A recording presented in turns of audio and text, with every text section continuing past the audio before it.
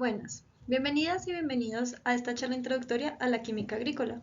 Mi nombre es Laura Morales y yo soy química de la Universidad Nacional de Colombia.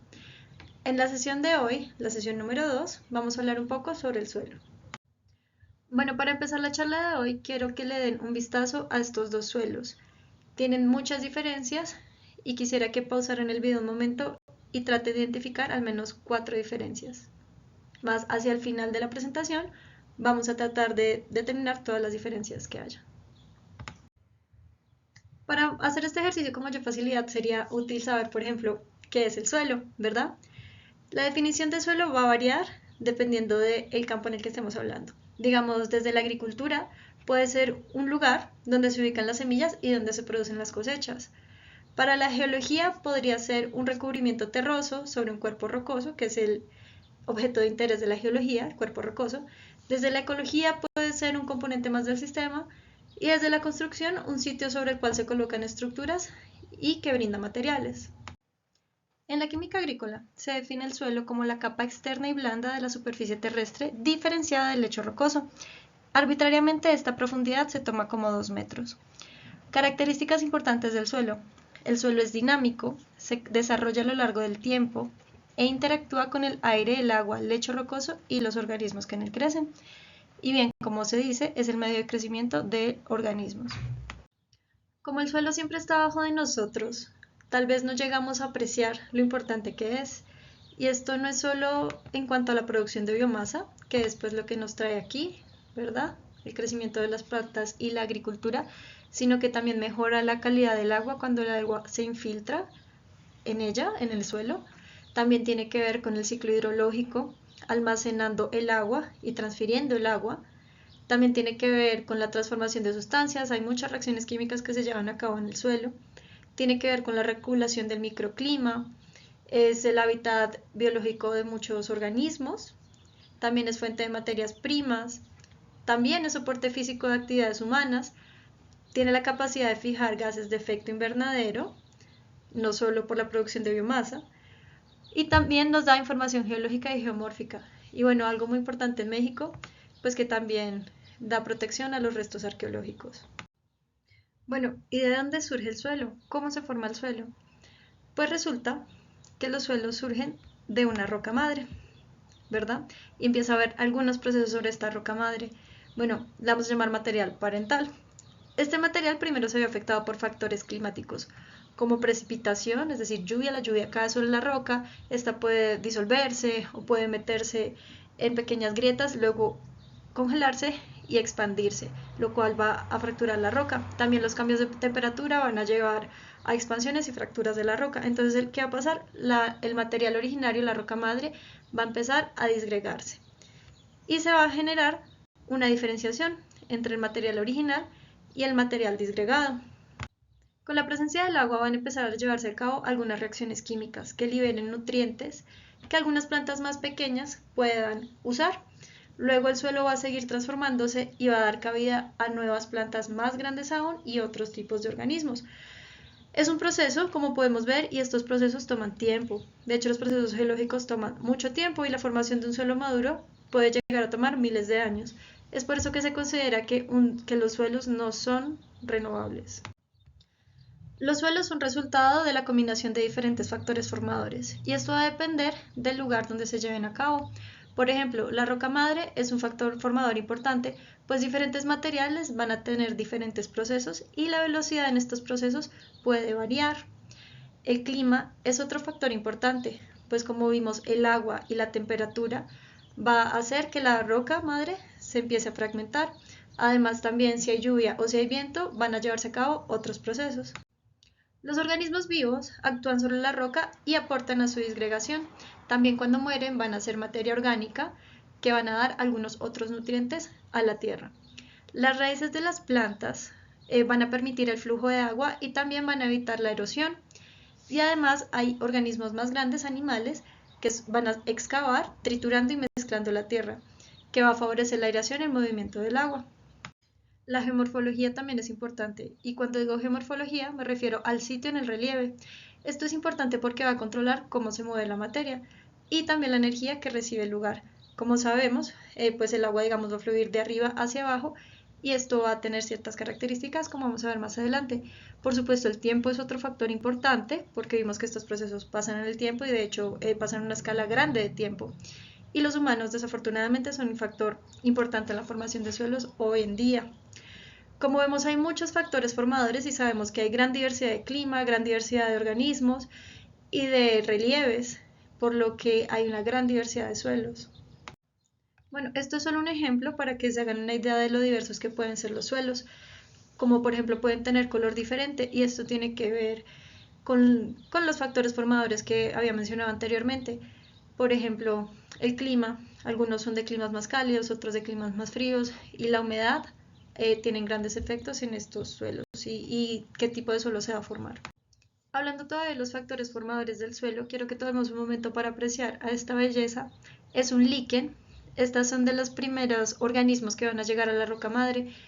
El líquen no tiene grandes requerimientos nutricionales, entonces pueden adherirse a la roca y con su crecimiento empiezan a disgregar la roca formando los suelos. Son de los primeros organismos que llegan a formar los suelos.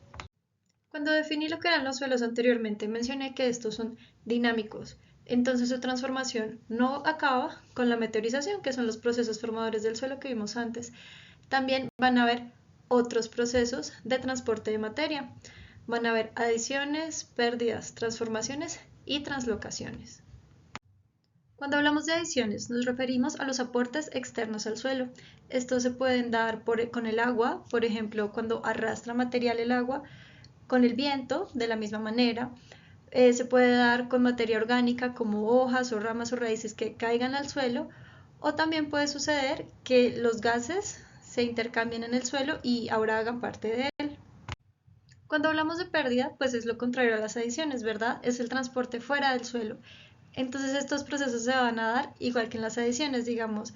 Pueden haber pérdidas por arrastre con agua, pueden haber pérdidas por el viento, como la erosión. También pueden haber pérdidas cuando crecen plantas en el suelo y toman los nutrientes del suelo. Y también pueden haber pérdidas en forma de gases, por ejemplo, cuando sustancias con nitrógeno se transforman en la molécula nitrógeno, N2, y salen del suelo hacia la atmósfera. Por último, las translocaciones se refieren al movimiento dentro del suelo. Por ejemplo, en la imagen podemos ver que llueve y el agua va a moverse hacia abajo. Seguramente está arrastrando nutrientes solubles o partículas muy pequeñas como arcillas, pero lo está haciendo dentro del mismo suelo. En esta imagen podemos ver que el movimiento de materia va a depender de la posición del suelo que estamos estudiando en el relieve. Ya conociendo otros de los procesos que pueden suceder en el suelo, vamos a definir lo que son los horizontes del suelo. Estas son diferentes capas que se van a encontrar en el suelo, cada una con propiedades características. En este diagrama podemos ver claramente el manto rocoso y sobre él lo que llamamos el suelo, ¿verdad? Que es esta parte disgregada de aproximadamente 2 metros de profundidad y bueno, las otras características que vi anteriormente. Pero si miramos un poco más cerca vamos a ver que el suelo tiene diferentes capas. Estos son los horizontes. Y según las características de cada una de las capas le vamos a dar un nombre, pero no me voy a centrar en eso. Aquí solo quiero resaltar una cosa y quiero que noten que la primera capa se llama O y es negra. Esta capa se refiere a la materia orgánica reciente que está pues sobre el suelo, ¿verdad? Hojas o ramas que están descompuestas y se encuentran arriba. Esta se va a llamar zona de lixiviación y la siguiente zona de acumulación. ¿Por qué? Porque van a haber translocaciones de materia al infiltrarse agua y van a llegar hasta otra zona. Esto se puede ver claramente en estas dos imágenes que tengo acá. En la zona de arriba puede verse que está blanco y la zona de abajo es mucho más oscura. En ambas se repite, ¿verdad? Lo que está pasando acá es que el agua se difundió a través del suelo, removió muchos minerales y nutrientes que habían acá, como hierro, por ejemplo, y estos se fueron acumulando más abajo. Ya que hemos hablado un poco de la importancia del suelo, de lo que es el suelo, cómo definimos el suelo y de cómo se forma, vamos a hablar de su composición. El suelo está compuesto por 3 fases, sólida, líquida y gaseosa. La fase gaseosa corresponde al aire con un 25% del volumen del suelo La líquida corresponde al agua con un 25% del volumen también. Tanto la fase líquida como la gaseosa se encuentra en los poros del suelo. Ahora, la fase sólida corresponde al 50% en volumen del suelo y la mayoría de esto, el 45%, es material mineral y el 5% es materia orgánica. Cuando hablamos del material mineral nos referimos a los fragmentos de la roca madre y los vamos a dividir como arena, limo o arcilla dependiendo del tamaño que éste tenga. La arena vendría siendo el más grande con 0.2 milímetros de radio, el limo con 0.02 milímetros de radio y la arcilla con 0.02 milímetros de radio. Ahora, dentro de la materia orgánica, la gran mayoría es humus con un 85 al 90% y tejidos de diferentes organismos. Bien, vamos a ahondar un poquito más en la fase sólida del suelo. Vamos a hablar de los coloides del suelo. Cuando yo hablo de coloides, quiero decir partículas muy pequeñas dispersas en un medio. Bien, entonces respecto a la parte orgánica, el coloide en esta fase va a ser el humus. Resulta que cuando hay restos de seres vivos pueden llevarse a cabo dos procesos. La mineralización, que es su descomposición hasta llegar a sustancias muy sencillas que las plantas pueden tomar, o va a pasar la humificación. ¿Esto cuándo sucede? El humus se forma cuando hay materia orgánica que es difícilmente degradable y se acumula en el suelo producto de transformaciones químicas. Aquí podemos ver un compuesto húmico, podemos ver que es una molécula muy grande que tiene muchos nitrógenos, es una molécula orgánica enorme y también podemos ver que está unido a la arcilla. Sus funciones son estructurales, es decir, que aporta aireación, reduce la erosión y mejora el drenaje del suelo. Sus funciones también tienen que ver con los nutrientes, pues es una reserva que se va liberando lentamente.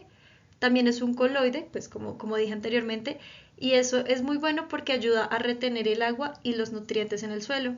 También regula la temperatura del suelo y es amortiguador, esto quiere decir que va a conservar el pH del suelo. En cuanto a la parte coloidal inorgánica del suelo, tenemos los aluminosilicatos. Estos son óxidos de silicio y óxidos de aluminio. Tal vez en esta gráfica no sea tan clara como lo puede ser en esta gráfica simplificada. Entonces, hay diferentes tipos de arcillas, pero en esta arcilla que les hablo tiene una capa de óxido de silicio, una de óxido de aluminio y otra de óxido de silicio.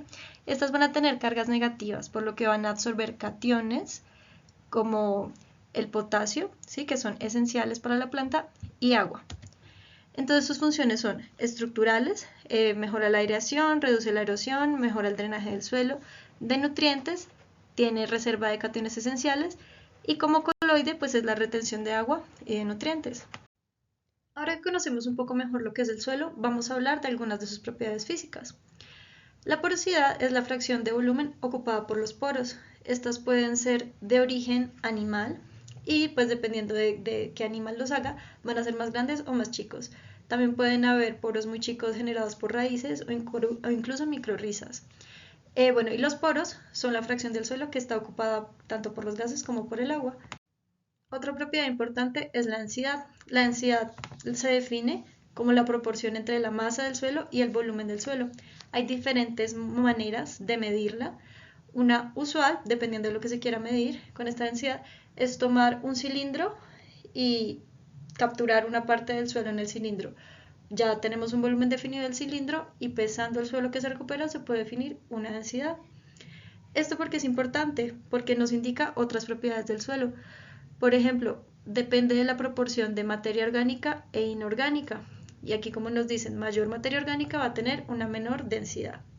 Entonces podemos saber que si la densidad es cercana a 1, puede tratarse de un suelo orgánico, pero si es mucho mayor, puede tratarse de un suelo arcilloso o incluso un suelo con óxidos de hierro. Otra característica importante es el color. Para poder definir con precisión de qué color es el suelo, se usan unas cartas de color y se usan tres maneras de describir el color para determinar exactamente de qué color se habla. El UE, que es matiz, color o tono, el value, que es la luminosidad o brillo, y el croma, que es la pureza o la fuerza. Entonces en estas cartillas vamos a tener en el eje X la pureza o croma, en el eje Y el value y cada página va a tener un UE o matiz distinto. Este es un ejemplo de la carta de color. Podemos ver que la tonalidad varía de una página a otra y que la función de estas cartas de color en campo es comparar una muestra de suelo con los colores. Bueno, ¿y por qué es importante ubicar exactamente el color del suelo? Pues esto nos va a dar información.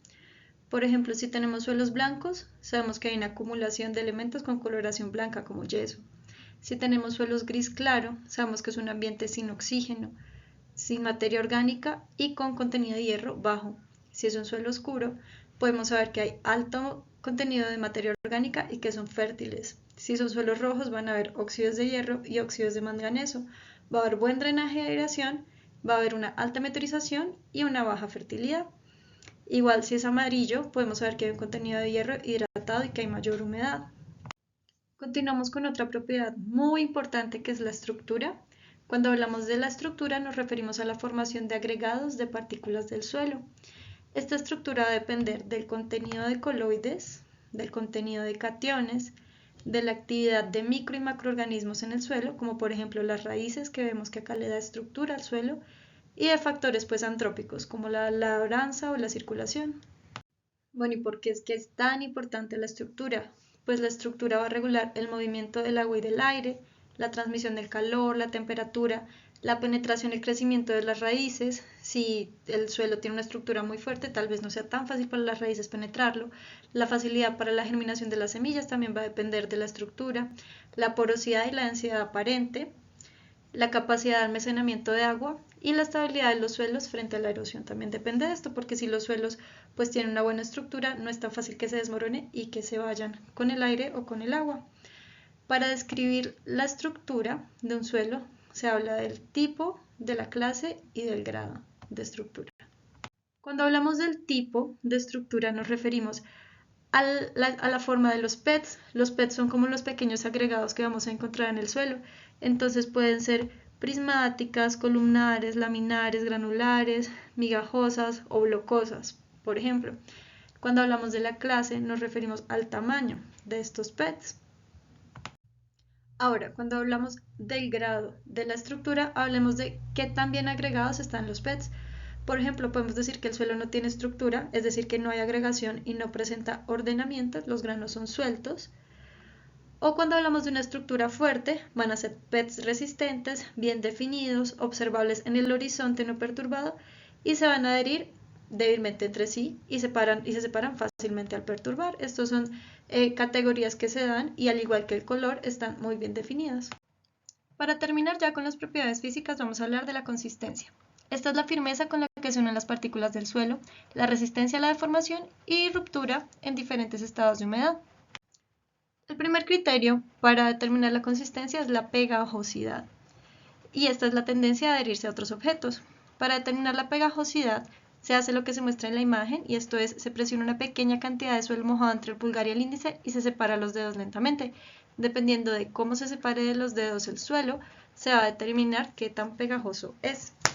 Para la plasticidad, que es la capacidad de cambiar de forma y la resistencia a cambiarla, lo que se hace es un cordón, como se muestra en la imagen, y dependiendo de qué tan fácil sea hacer este cordón, cómo se mantenga y si se puede volver a hacer una bolita con el suelo húmedo, pues se puede decidir qué tan plástico es el suelo.